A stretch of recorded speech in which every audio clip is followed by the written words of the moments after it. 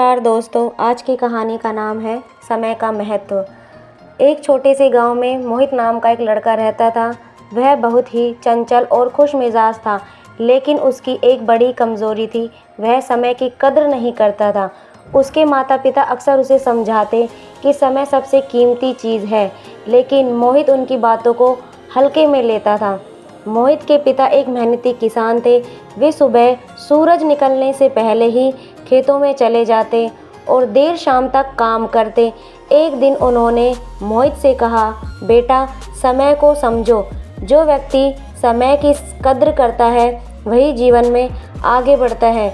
मोहित ने हंसते हुए कहा, पिताजी, अभी तो मैं छोटा हूँ, बाद में सब ठीक कर लूँगा। स्कूल में भी मोहित का यही हाल था। वह रोज़ देर से पहुंचता, होमवर्क समय पर नहीं करता और पढ़ाई में भी ध्यान नहीं देता। उसके दोस्त मेहनत करते, लेकिन मोहित खेल कूद और मोबाइल में समय बर्बाद करता। उसका सबसे अच्छा दोस्त आर्यन था, जो समय का बहुत पाबंद था। वह रोज़ समय से उठता, पढ़ाई करता और अपने काम को सही समय पर पूरा करता।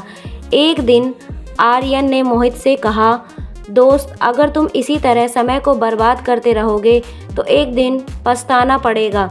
मोहित ने फिर भी उसकी बात को गंभीरता से नहीं लिया। समय बीतता गया और वार्षिक समय का समय आ गया। आर्यन ने पूरे साल मेहनत की थी, जबकि मोहित ने सोचा कि वह कुछ दिनों में पढ़कर पास हो जाएगा। लेकिन जब उसने पढ़ना शुरू किया तो उसे समझ में नहीं आया उसने कितना समय गंवा दिया है। वह घबरा गया, लेकिन अब बहुत देर हो चुकी थी। परीक्षा में ठीक से उत्तर नहीं लिख पाया। कुछ सवाल तो उसे समझ में नहीं आए। जब परिणाम आया तो आर्यन ने अच्छे अंक प्राप्त किए और जबकि मोहित फेल हो गया। उस दिन मोहित बहुत दुखी था। वह घर जाकर चुपचाप बैठ गया। उसकी माँ ने पूछा, क्या हुआ बेटा? मोहित की आंखों में आंसू आ गए। उसने सब कुछ बता दिया। माँ ने प्यार से बेटे को कहा, बेटा, समय कभी किसी के लिए नहीं रुकता। जो उसे पहचान लेता है वही आगे बढ़ता है। उस रात मोहित सो नहीं पाया। वह सोचता रहा कि अगर उसने समय का सही उपयोग किया होता तो आज यह दिन नहीं देखना पड़ता। अगले दिन वह अपने पिता के साथ खेतों में गया। उसने देखा कि उसके पिता कितनी मेहनत और समय के अनुसार काम करते हैं।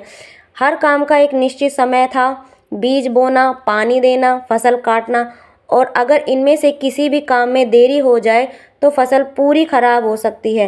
पिता ने उसे समझाया, देखो बेटा, अगर हम समय पर बीज नहीं बोएंगे तो हमें फसल नहीं मिलेगी। जीवन भी ऐसा है, हर काम का एक सही समय होता है।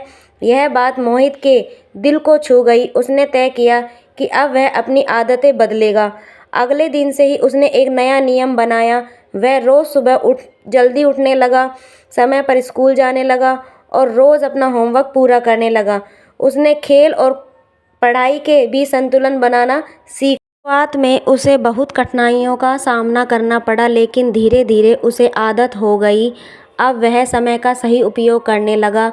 उसके शिक्षक भी उसकी इस बदलाव से खुश थे। उन्होंने उसे प्रोत्साहित किया और कहा, मोहित, तुमने साबित कर दिया कि अगर इंसान ठान ले तो वह खुद को बदल सकता है। समय बीतता गया और फिर से परीक्षा का समय आ गया। इस बार मोहित पूरी तैयारी के साथ परीक्षा देने गया। उसने हर विषय को अच्छे से पढ़ा और उसे आत्मविश्वास था।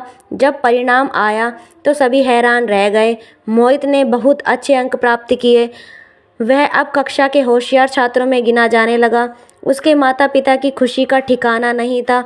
उन्होंने उसे गले लगाकर कहा, हमें तुम पर गर्व है। मोहित ने मुस्कुराते हुए कहा, यह सब समय की कद्र करने का फल है। अब मोहित अपने गांव के बच्चों को भी समय का महत्व समझाने लगा। वह उन्हें बताता कि समय एक ऐसी दौलत है जो एक बार चली गई तो वापस नहीं आती।